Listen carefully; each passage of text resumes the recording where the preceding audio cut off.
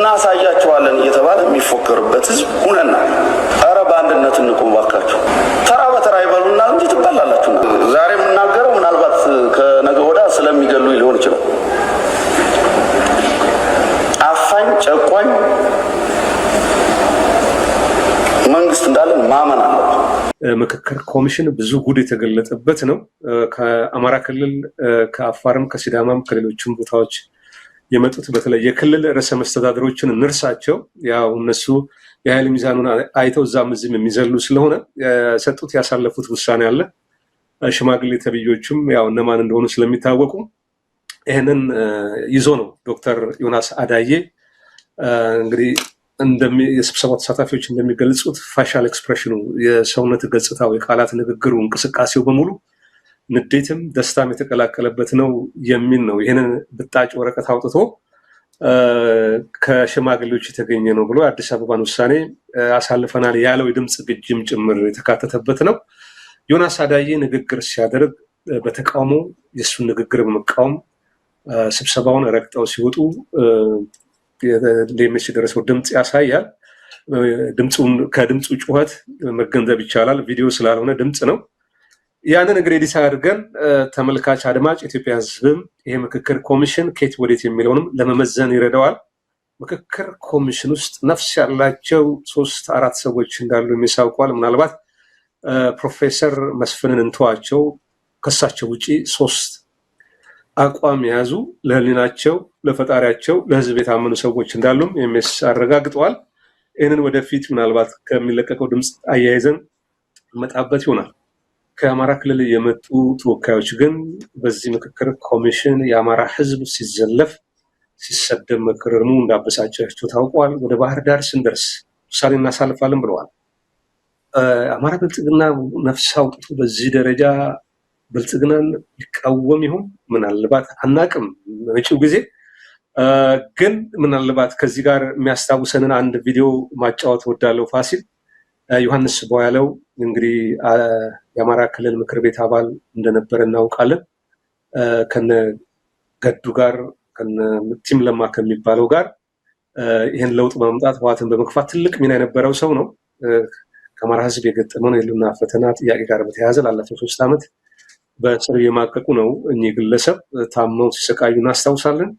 አሁን ደግሞ ይፈታሉ ተብሎ ሲጠበቅ በምህረት የበለጠ በአማራ ክልል ለተፈጸሙ ግድያዎች፣ ነፍስ መጥፋቶች፣ ንብረት ውድመቶች ተጠያቂ ነን፣ ከዚህ በኋላ የሚፈጸም ኃላፊነት እንወስዳለን የሚል የእርቅ ሰነድ አዘጋጅተው ያን ካልፈረማቸው አትወጡም በማለታቸው እነ አቶ ዮሐንስ በማለት እነ ዶክተር ቴድሮስ እነ ጋዜጠኛ ዳዊት በጋሻው እነ ኮበዜ እነ መስከረም አበራ አንፈርምም ብለው 30 ሰዎች እንደማይፈቱ ታውቋል። ከዛው 300 እንደሚለቀቁ እየተነገረ ነው። እንደው እንደነ ዮሐንስ ዋለው አይነት ሰው በዚህ መከራ ጊዜ የተገኙ ተፈትነው ያልወደቁ ሰዎች ናቸው። በምን እየተሰቃዩም በብልጽግና ያቀረበላቸውን ይህንን የእርቅ ሰነድ ሳይሆን የበለጠ እነሱን አንገታቸው ላይ ሸምቀቁ የሚያስገባ የሚያዋርድም ነገር የተካተተበትን አልፈርምም በማለታቸው አሁንም በእስር ቤት ውስጥ ዘመድ ወዳጅ ዘመድ እንዳይጠይቃቸው ማጉላላት ማስፈራራት ተናግረው መቀጠሉን ያሳያል። የዛሬ 3 ዓመትም ለአማራ ክልል ምክር ቤት ያደረጉት ንግግር የሚረሳ አይደለም። የአማራ ብልጽግና እውነት ህልውናውን ጠብቆ ነፍስ ዘርቶ በአማራ ህዝብ ላይ የሚፈጸመውን የህልውና አደጋ ለመቀልበስ ከዚህ ምክክር ኮሚሽን በኋላ ራሱን ለመርመር ቢችል ይሆን?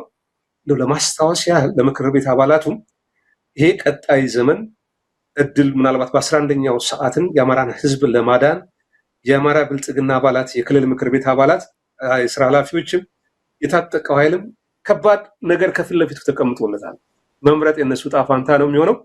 ነገር ግን ለማስታወስ ያህል ዮሐንስንም ከዚህ ምክክር ኮሚሽን ጋር ተያይዞ የአማራ ክልል ሲወስደው የነበረውን ከዚህ ቀደም የነበሩ ነገሮችንም አሁንም እንደው ተሸውደው እያታለሉን ነው እያመናቸው ነው አገር የሚሉ ዝባዝንኬዎችን ምናልባት በዙሪያቸው የሚሽከረከረውን ነገር እንደው ለማቆም ይረዳቸው ዘንድ የአቶ ዮሐንስ ቦያለው በአማራ ክልል ምክር ቤት ያደረጉት ንግግር አለች። አንድ 30 ሰከንድ ነችና እናሳያቸዋለን እየተባለ የሚፎከርበት ህዝብ ሁነና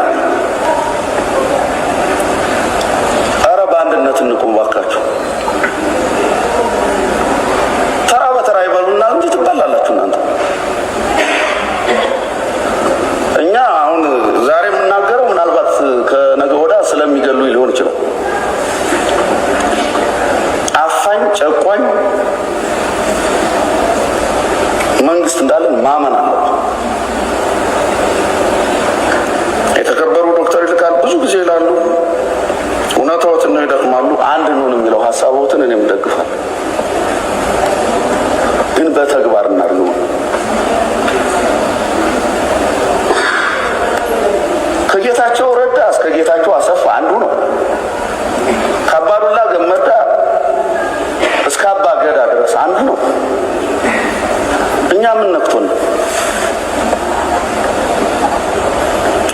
አብይ ሲያኮርፈኝ እኮ እናንተም ታኮርፉኛላችሁ።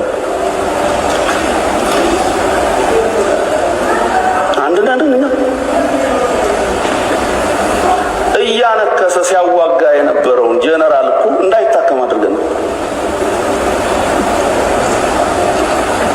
ለህልውናችን፣ ለስልጣናችን፣ ለማንነታችን ሲታገሉ የነበሩ ኃይሎችን እኮ በትነናል። እናመሰግናለን።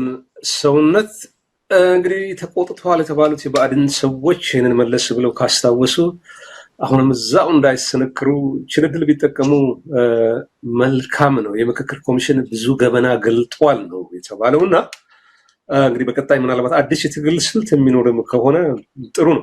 ብአዴን እውነት ተናዷል። በቀጣይ እናየዋለን። ትንሽ እንደው እድል ብንሰጣቸው የሚከፋ አይመስለኝም። ፋሲል እግረ መንገዴን ዮሐንስ ባለውን ሳነሳ በእስር ቤት ውስጥ ትልቅ ተጋድሎ የምታደርገውን ጋዜጠኛ መስከረም አበራን መዘንጋት አያስፈልግም።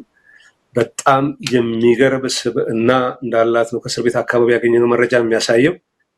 ሽንገላም ልመናም ወደኋላ ያላፈገፍጋት የአማራ ሕዝብ የገጠመው ነው የህልውና ትግል በአሸናፊነት እስኪወጣ እስከ መጨረሻው የምትጸና አራስ ሆና ያገባች በልጆቿም ሊያስፈራሩ ሲሞክሩ ያንን ያልተቀበለች እንስት እህት ነች። የዘመኑ ጣይቱ ማለት ይቻላል። ሌሎቹንም እንደዚሁ ምናልባት መረጃውን ስናገኝ የምናነሳ የሚሆነው ግን ከ30ዎች ውስጥ ዮሐንስ ቦያሌውን መስከረምን አለማንሳት ንፉግነት ይሆናል። እነዚህን ሰዎች ከሌሎቹ ነጥለው በአዲስ ዓመት የሚደረግ ምህረት በሚሉት ምህረት ኩታንኮት ሸምቀቅ ውስጥ የሚያስገባ አዲስ ሰነድ ላይ አልፈረምም ስላሉ የተከፈለ ውድ ዋጋ ነው።